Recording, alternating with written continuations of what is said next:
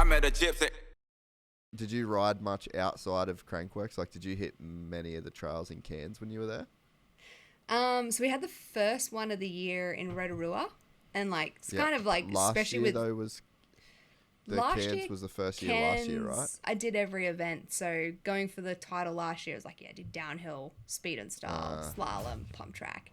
Whereas this year they've brought slopestyle for the women in for the first time. So That's right. that's a whole different beast. Like taking on those course 9 features, looking at like big 20-foot wall rides, and you got lip on, lip off, and you're like, never hit anything like this in my life. So yeah, it's awesome. We had the top 6 ladies there, and the men actually boycotted that round. So it ended up just being this like, it ended up being like, instead of making her story instead of history, like the sponsors really got around the women and were like, well, the boys have boycotted it. Like, you know, this is a rad opportunity for you girls.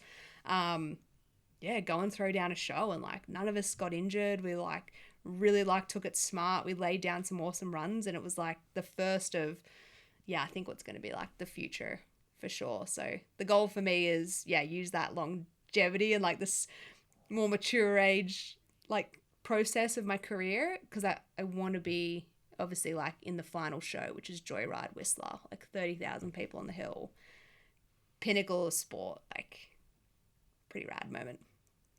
So the men boycott at New Zealand, which was the first round, and then that was also the first round that women have ever been in slopestyle. So yeah, that really basically just pointed all the attention at you guys. What was the, first of all, what do you think of the boycott? Do you have any opinion around it? Some of it definitely needed to happen. So I think the positive things that came out of it was changing the window of like when they drop in for safety perspective with the wind. So now the flexibility of like doing the competition in the morning instead of like focusing on the broadcast perspective in the afternoon. So I think, yeah, like that was a definite win-win coming out of it from a safety perspective.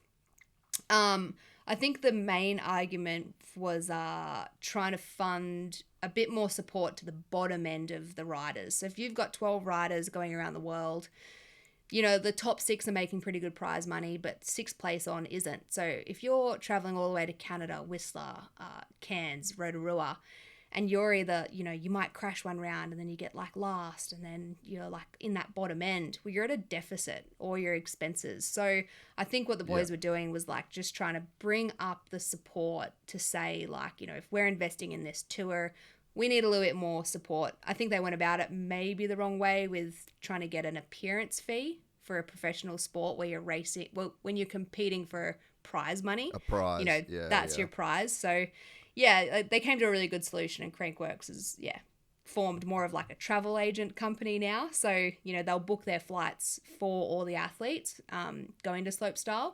And then if you win, your flight is deducted off your prize money. So it's really like, if you have a good event, you're going to get that prize money, you're sort of supported. Doesn't matter for the top end of the field, but it's really helping like the expenses for the bottom end. So they've managed to find that equal ground without paying out 300 grand.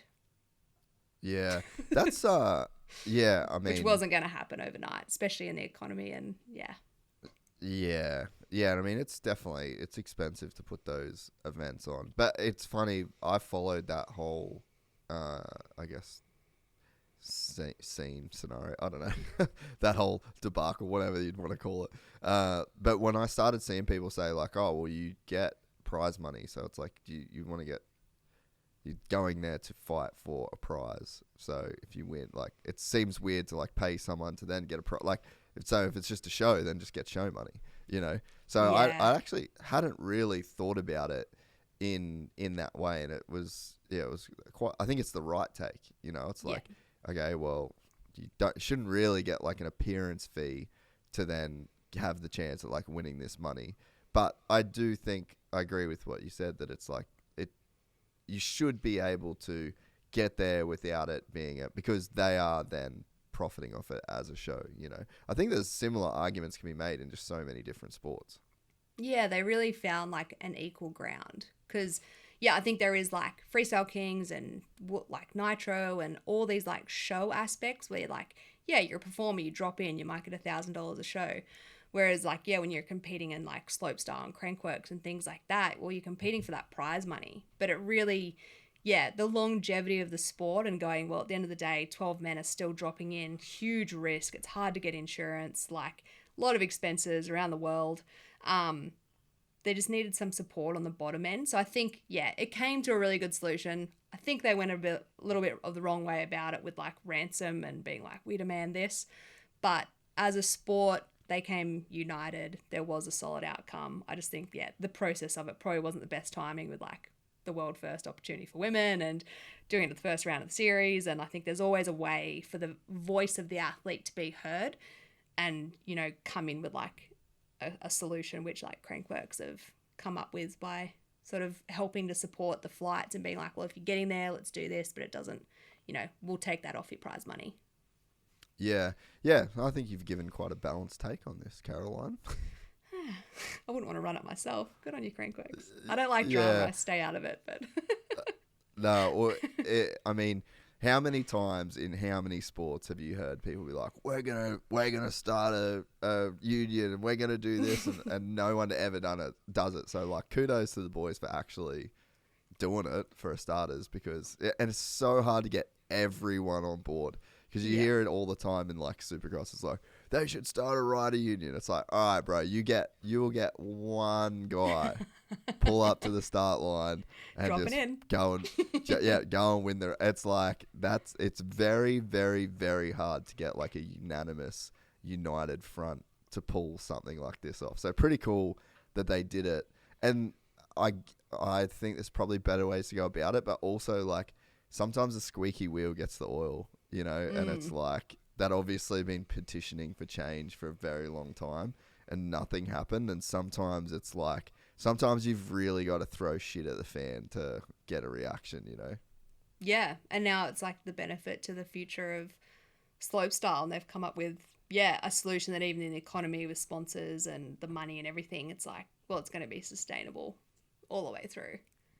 Yep. And then it's up to the athletes to really hustle their sponsorship and, you know, work on those endorsement deals and podium bonuses and everything else. So it's like, you're not just relying on Crankworks to fund your flight and to fund this and to do that and organize your shuttle and have Red Bull there and your catering. And, you know, you shouldn't rely off that. That's your bonus. That's a cherry. But, you know, all these relationships and things underneath it and your endorsement deals and your signature gear, and you've got that like passive income and you've got royalties coming in all the time. And like, you know, that's the business. Do that, and like you won't be so stressed on that side of ransom demands. No, I completely agree. And it's like, if you've been given a platform, you know, for any rider listening, you don't have sponsors, you don't have this shit that Caroline's talking about, go to your contact. If you ride Crankworks, go to them and say, hey, give me some numbers to help me sell.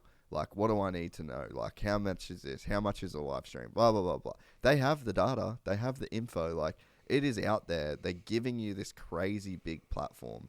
It should be up to you to then leverage that platform. And it's like, you're a great example of someone that's actually doing it. Yeah, I literally had this conversation with Dylan Devitt the other day, who's in Freestyle Kings, and we were talking about it. We're like, hey, you've got like all this branding and space, like, you know, go and just ask the stats of the show, how many people are in the audience, like it's all given, and then take that back to partners. And what I always say is, it's like, don't go to them and be like, what can you do for me? It's like, what can I do for you?